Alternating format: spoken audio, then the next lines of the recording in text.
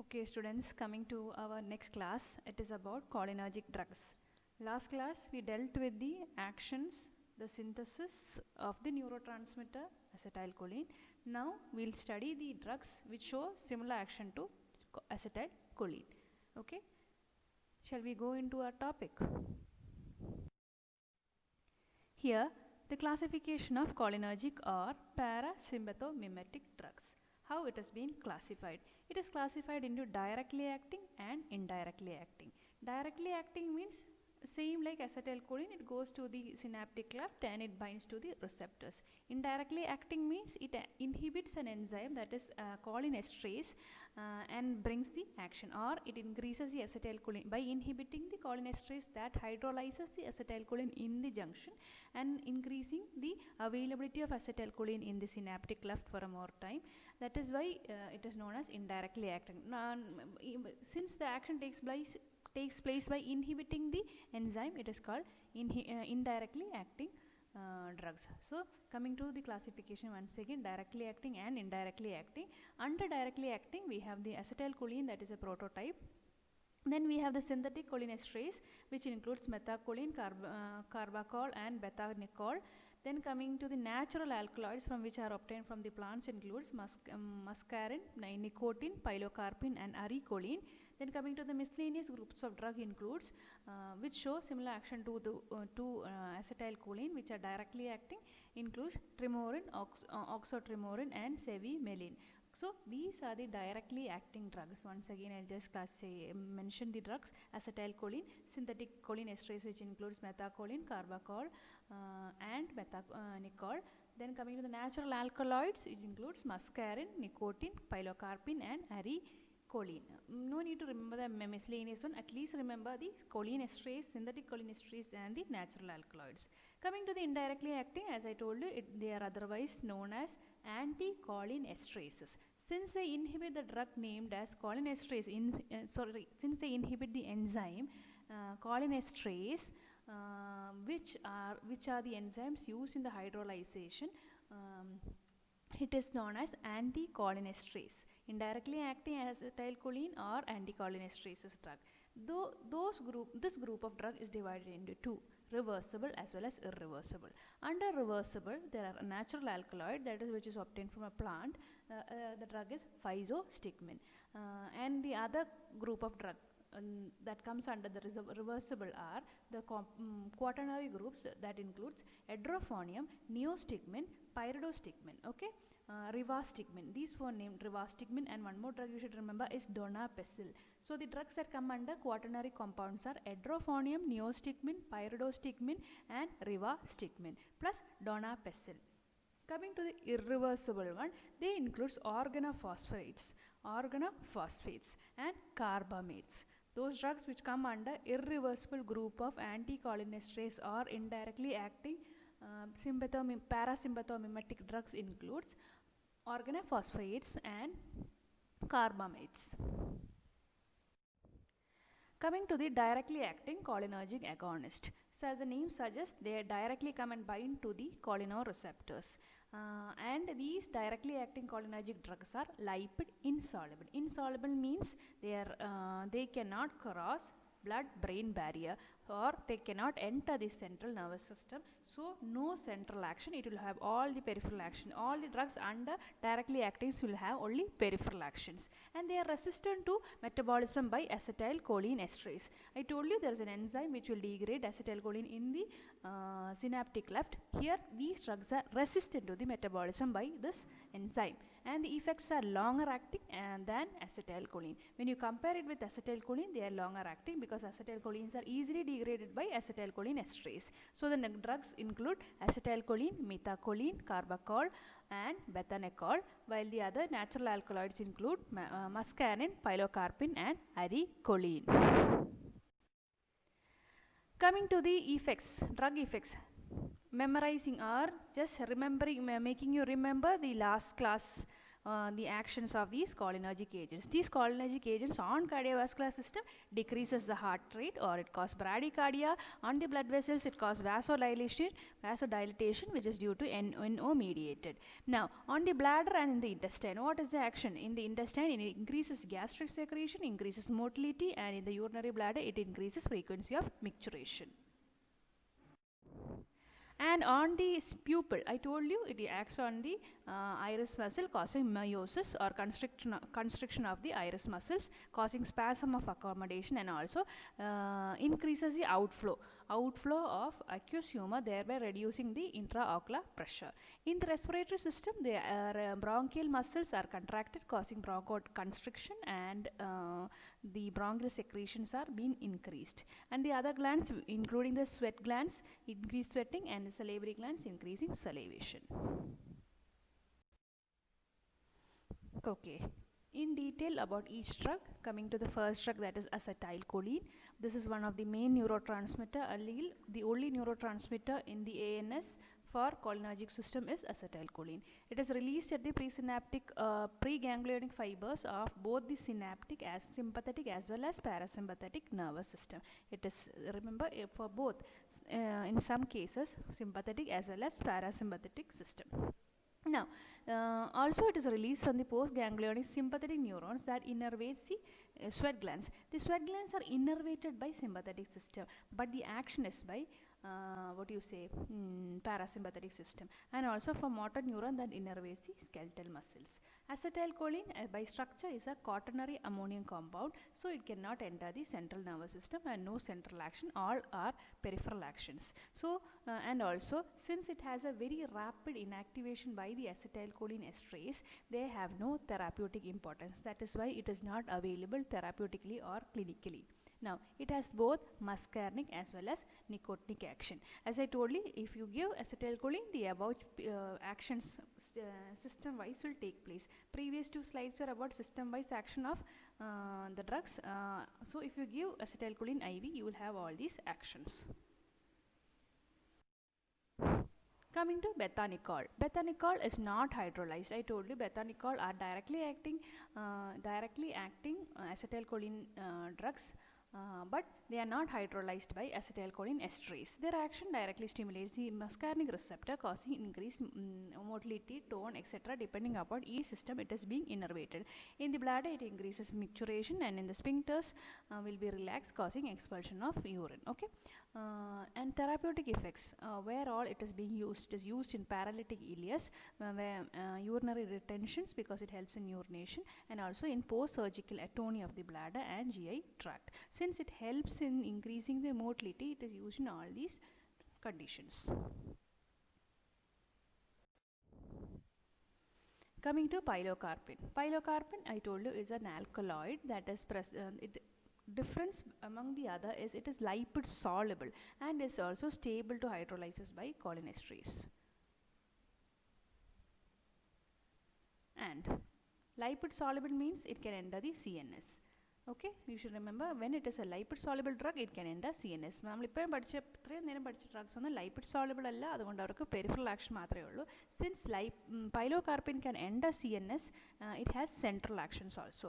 Now, the action. When the drug is applied locally to the cornea, it can produce rapid meiosis. That is, any drug that acts by the muscarinic receptors in the eye causes meiosis, and also contraction of the ciliary muscles, producing spasm of accommodation, and vision is fixed at the particular distance, making it impossible to focus on far situated objects. And then the near vision will be possible, while the far visions will be a bit blurred. So the pilocarpine can cross cornea to bring meiosis rapidly.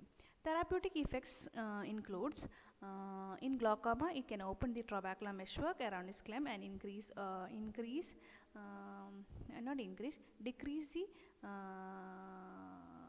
the outflow, increase outflow, that is a good drainage for aqueous humor, and it can decrease the IOP. Increase outflow and decrease IOP. This is what I wanted to say about increase and decrease. It can decrease IOP and increase outflow. So the one drug that is used for this condition is pilocarpine. Coming to indirectly acting cholinergic agonist. As the name suggests, indirectly acting. I told you it inhibits the enzyme acetylcholinesterase enzyme, and thereby increasing the acetylcholine level in the synapse. Now, accumulation of acetylcholine occurs, which enhances the activation of muscarinic as well as nicotinic receptors. These are otherwise also known as anticholinergic drugs, anticholinesterase drugs, and they are further divided into reversible and irreversible inhibitors. So, indirectly the acting drugs are otherwise known as anticholinesterase or anticholinesterase drugs, which can be further divided into reversible and irreversible.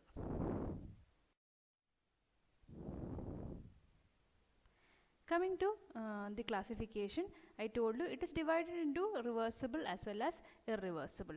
Reversible includes neostigmine, physostigmine, pyridostigmine, edrophonium, soman, tacrin, and donapecil.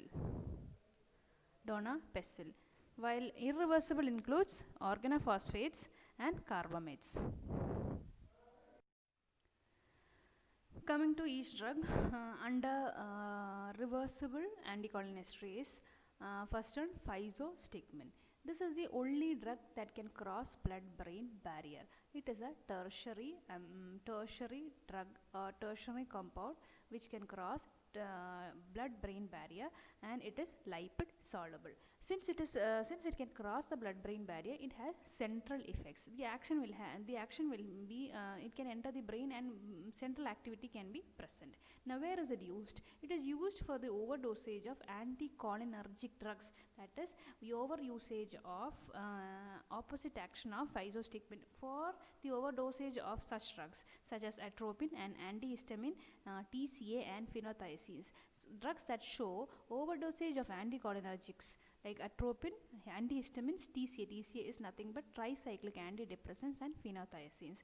They are used as an antidote. Antidote means to reverse the action of overdosage of a drug. Okay, so physostigmine. Now, pyridostigmine is another amine that is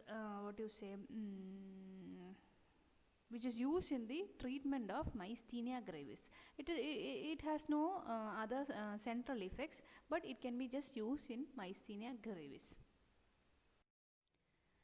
Neostigmine. Now, talking about neostigmine, it is a prototype drug where prototype anticholinesterase agent, and it is a quaternary compound. Since it is a quaternary compound, it cannot cross the blood-brain barrier, or it cannot enter the blood-brain barrier, and has no central action. And their uses are limited to long-term treatment of myasthenia gravis, as an antidote for tuberculosis, which is a skeletal muscle relaxant, and other non-depolarizing agents used during surgery. Now, another drug that come under the reversible group is donapecil, which is used in the treatment of mild to moderate Alzheimer's disease, and also it helps in maintaining or increasing memory and learning capacities. So, under reversible, I taught you about pyridostigmine, physostigmine, neostigmine, donapecil. These are the drugs which come under reversible anticholinesterase. Uses of indirectly acting cholinergic agonist. Pilocarpine. Under pilocarpine, I told you it can be used in glaucoma, pilocarpine, and physostigmine. Edrophonium is another drug that is used to test myasthenia gravis, which I will be dealing in detail in my next class. So, edrophonium is used to check or test myasthenia gravis. Neostigmine and pyridostigmine is used in the treatment of myasthenia gravis. And post-operative paralytic illness, neostigmine is used, and post-operative decurarization, and for that we give neostigmine. Other uses includes cobra bite, edrophonium, which will prevent respiratory paralysis. In atropine poisoning, the drug given is physostigmine, which can antagonize both central as well as peripheral, because physostigmine is it can cross blood-brain barrier. And Alzheimer's disease, I told you before itself, donapecil and rivastigmine. And also in overdosage of TCA, phenothiazines, and phenothiazines, the drug uses physostigmine. Physostigmine, tertiary compound, can cross blood-brain barrier. Coming to this cholinergic side effects, cholinergic agent side effects, what you see, if there is overstimulation of the cholinergic system, what are the result or the impact we have on each system. As I told you, cardiovascular system, on the heart it decreases all the parameters: bradycardia, hypotension, conductional abnormalities, there is decrease in AV conduction, and it may lead to cardiac arrest also. Now coming to CNS, you might have headache, dizziness and convulsions. GIT, remember GIT, M3 receptors are present. If you stimulate M3 receptors, I told you motility increases. So increased motility will lead into abdominal cramps, increased secretions, nausea and vomiting. In the respiratory system, I told you what will happen: increase bronchial secretion, that to M3 receptors, and which cause bronchospasm. The patient will complain of breathlessness. Others, in the lacrimal gland, increase lacrimation, sweating, salivation, loss of binocular accommodation and meiosis with the respective systems. So these are the picture that you see if there is overfunctioning of the cholinergic agents, or overdose of cholinergic agents can also present with such picture.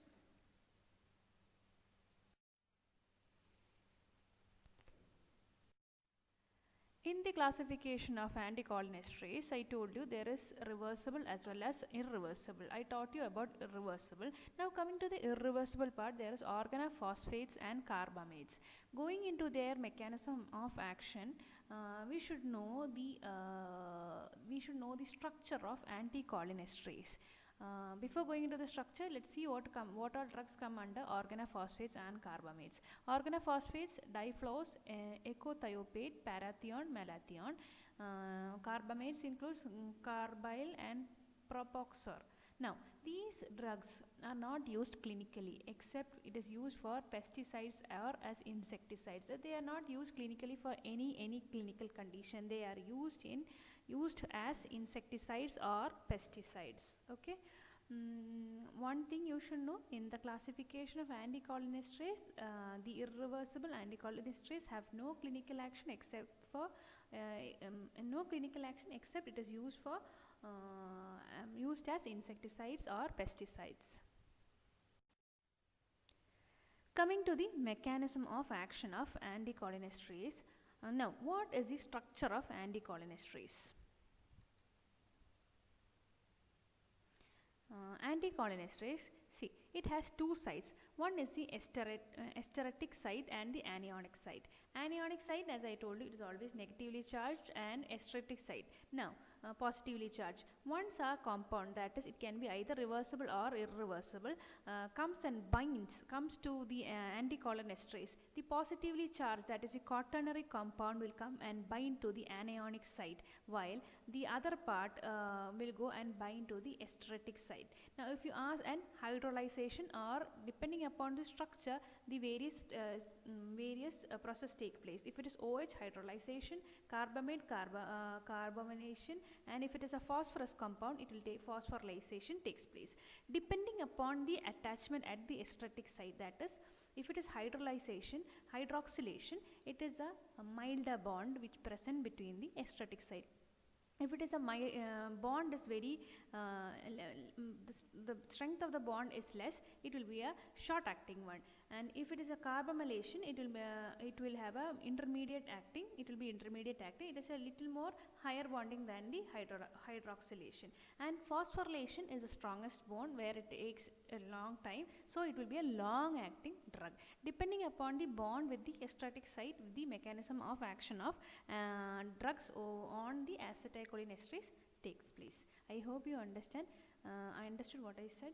It is acetylcholinesterase have two sites, anionic and esteretic site. Now anionic site is where the quaternary compound comes and bind, while esteretic site is the other second part of the structure comes and bind, whether depending upon the side chain. If it is hydroxylation, OH group, hydroxylation will take place. Carbamate group, carbamylation will take place, and if it is a phosphorus group, phosphorylation will take place. Now here I will show you a picture how when one compound comes and comes towards the acetylcholinesterase compound. This is the quaternary compound, comes and binds to the anionic. See, it comes and binds to the anionic side, while the esteretic side, the other compound takes place. Since here it is the OH group, here hydroxylation takes place. This is what happens. They get separated in the next step. Now this site determines the the strength of the time of action of the drug. Weaker the bond, weaker will be the action. Stronger the bond, phosphorylation is more strong, so it will be a long acting drug.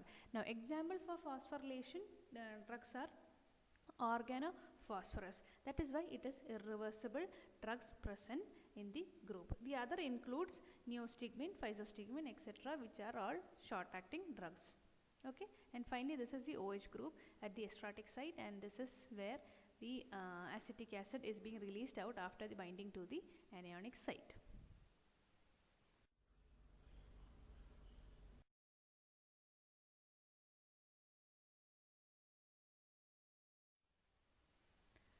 Coming to the pharmacotherapy of organophosphorus poisoning. Here I told you organophosphorus poisoning will have muscarinic, nicotinic as well as CNS side effects. It comes and binds to both the receptors. It can act on the muscarinic as well as the nicotinic. Now what will be the signs and symptoms? I told you it will show all the cholinergic symptoms, that is in the eye irritation with lacrimation, in the mouth they will show salivation, and in the throat there will be tracheobronchial secretion.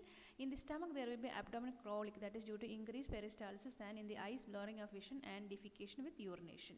If you see into the CVS, it will see fall in BP, bradycardia with CVS collapse. Tachycardia is because of the response the body shows, a reverse reflex tachycardia. Okay. In the muscles, if you go due to the nicotinic, you will see muscarinic fasciculation, weakness and respiratory paralysis. Other CNS symptoms will be, or signs will be, irritability, disorientation, ataxia, tremor, convulsion and coma. Now coming to the treatment. I told you here decontamination and termination of further exposure of the drug, or gastric lavage if needed. Suppose some patients can get intoxicated by inhalation of the spray itself. That is why you should remove and terminate the further exposure. And some may have ingested the drug to die himself. So you should do a gastric lavage if needed.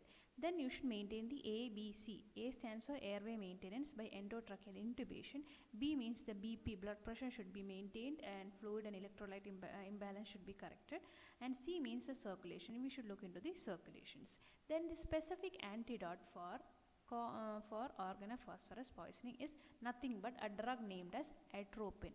Atropine is a drug that will reverse or counteract the muscarinic actions, or antagonizes the muscarinic action, reverses the muscarinic action of organophosphorus. Okay.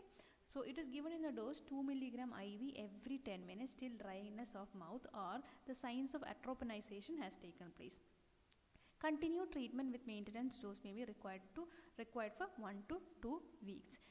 Usually we see such incidents. I told you, usually we see such incidents with farmers who plan to suicide, takes up with organophosphorus poisoning or organophosphorus compounds that are freely available in the insecticides. They do such suicides. Another group of drugs that are used in the treatment of organophosphorus poisoning is cholinesterase reactivators. Now, cholinesterase reactivators are nothing but oximes. Now, these oximes helps to restore the neuromuscular transmission in case of organophosphorus and the cholinesterase poisoning. Here, the phosphorylated, I told you, always they come and bind to the acetylcholinesterase and phosphorylation takes place. The phosphorylated acetylcholine reacts very slowly or not at all with water. However, if more reactive OH group is in the form of oximes are provided, the reactivation takes place. So this helps in the reactivation of acetylcholinesterase, and acetylcholine is used up faster. One of the most common drug that has been given under oximes are pradiloxime 1 to 2 gram, which is given by slow IV infusion over 15 to 30 minutes to reactivate and to regenerate acetylcholinesterase. So acetylcholinesterase will be reactivated, so they can go and degrade away all the acetylcholine that are being formed and reverse the symptoms. This is what or how cholinesterase reactivators are helpful.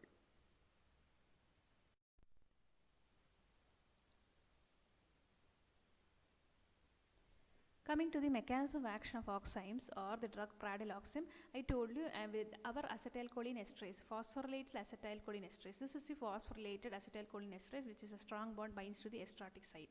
Now, when a pradiloxime comes, pradiloxime will come and bind the this part, the quaternary part will get attached to the anionic part, and the H group from the pradiloxime and the OH group of the phosphorylated enzyme binds and the breakage takes place, and the esteratic site reactivation takes place, and the esteratic site will be regenerated with the new acetylcholine esterase, and this acetylcholine esterase will help to break down of the rest of the acetylcholine which is produced in the synaptic cleft, and the symptoms are reduced. I hope you understood some part in this mechanism of action.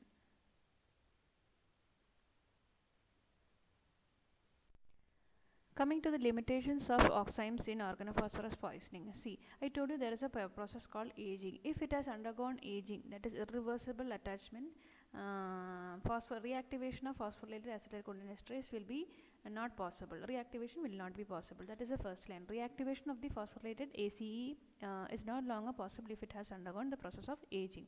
Now, here the second point you should remember is oximes are not used in the treatment of carbamated poisoning. In carbamated poisoning or carbamate poisoning, those compounds, the anionic site will be occupied by these carbamates and phosphorylase, and it cannot reactivate the acetylcholine esterase. And also pradiloxime and obidoxime do not cross the blood-brain barrier, and hence reactivation of the acetylcholine and hence cannot reactivate the ACE, that is acetylcholine esterase inhibited in the brain. Okay.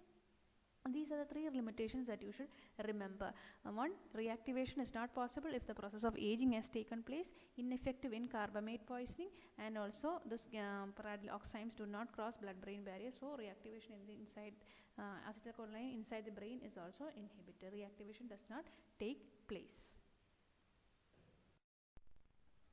Okay, so we finished with the classification of the drugs and the treatment of organophosphorus poisoning. Now just coming to two different conditions where you should know a bit about the pharmacological part. First one is myasthenia gravis, and the second one is mushroom poisoning. Coming to myasthenia gravis. Do you know what is myasthenia gravis? Myasthenia gravis is an autoimmune disorder where there is antibodies against the nicotinic receptors at the neuromuscular junction or the muscle end plate.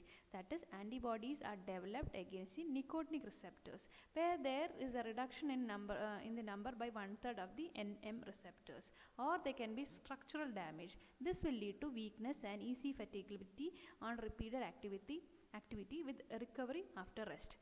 അതായത് nicotinic റിസെപ്റ്റേഴ്സിൻ്റെ അളവിൽ കുറവ്. നമുക്ക് nicotinic റിസെപ്റ്റേഴ്സിൻ്റെ activation കാരണം skeletal muscle contraction ആണ് ഉണ്ടാകുന്നത്. ഇവിടെ അപ്പം the picture the patient present to you will be weakness after over usage of the muscles. There will be weakness, and the patient usually will present you with ptosis. Ptosis എന്ന് വെച്ചാൽ drooping of the eyelid, as you see in this picture. This is just a picture to show you the acetylcholine with the acetylcholine receptor and the antibodies. Now you see the dot ones are the acetylcholine. ഈ acetylcholine bind ചെയ്യാൻ സമ്മതിക്കത്തില്ല ഈ acetylcholineന്റെ antibodies will be present where it binds, and no action at the nicotinic receptor takes place, and hence there is weakness. There is no action potential formed as a result of autoantibodies in the neuromuscular junction, which comes and binds to the nicotinic receptors.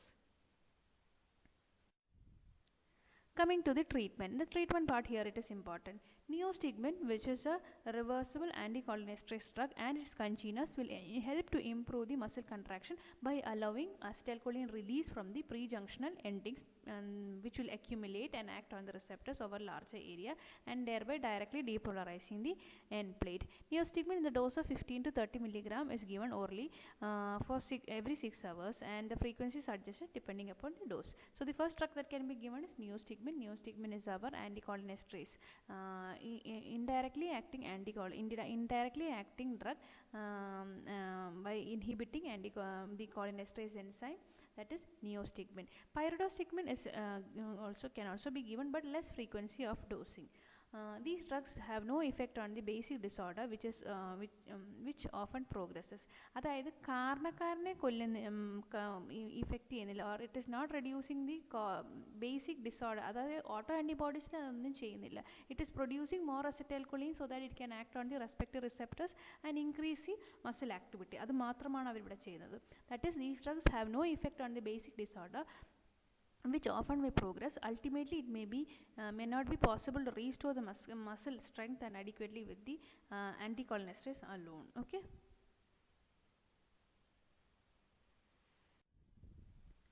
Now, the other drugs which can be helpful in this condition is corticosteroids, or simply steroids, which includes prednisolone in the dose of 30 to 60 milligrams.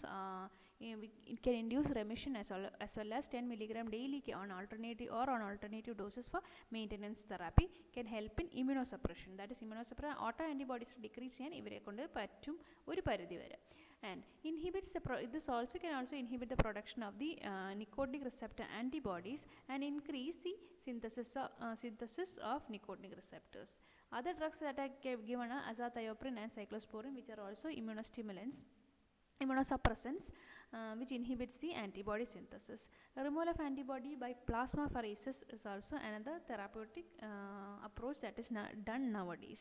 So myasthenia gravis auto antibodies produce ചെയ്യാൻ nicotinic receptors നെതിരെയായിട്ട് നമ്മൾ ഇതിൽ നിയോസ്റ്റിഗ്മിൻ കൊടുക്കുന്നത് it will not act on the auto antibodies, but it will increase the acetylcholine at the receptors for the action to take place, restoring the muscular activity. അത്രമാത്രം. Coming to myasthenic crisis. What is myasthenic crisis? Myasthenic crisis is characterized by acute weakness of respiratory muscles, and these are managed by endotracheal bronchial intubation and mechanical ventilation. We start with steroids first, that is prednisolone IV, and then we start with acetylcholinesterase inhibitors for after 2 to 3 days. Thymectomy is a process which gradually helps in the improvement in majority of the cases. And these are the different ways in which myasthenic crisis is being managed, that is characterized by acute weakness of respiratory muscles.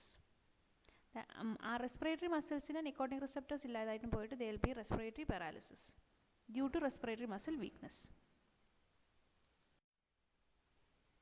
Now there is a condition, നമ്മളിങ്ങനെ ഈ പറയുന്ന myasthenia പേഷ്യൻറ്റിനെ നമ്മൾ treat ചെയ്യുന്നു. We might over-treat the patient. So there is a condition named as over-treatment with anticholinesterase. That will again lead to weakness by causing persistent depolarization at the muscle end plate, and this is known as cholinergic weakness. അതായത് നമ്മൾ ഈ കൊടുക്കുന്ന ആൻറ്റികോളിനെസ്റ്ററേസ് muscle activity കൂട്ടാനായിട്ടാണ്. പക്ഷേ കൂടുതൽ കൊടുത്തു കഴിഞ്ഞാൽ it can lead into weakness due to continuous or persistent depolarization, and this condition is known as cholinergic crisis or cholinergic weakness. Okay, here you should differentiate the patient with myasthenic crisis ആണോ അല്ലെങ്കിൽ cholinergic crisis ആണോ. There will be a situation where high dose where there's it will be difficult, and a situation where a patient will present to you with weakness, where it will be difficult to understand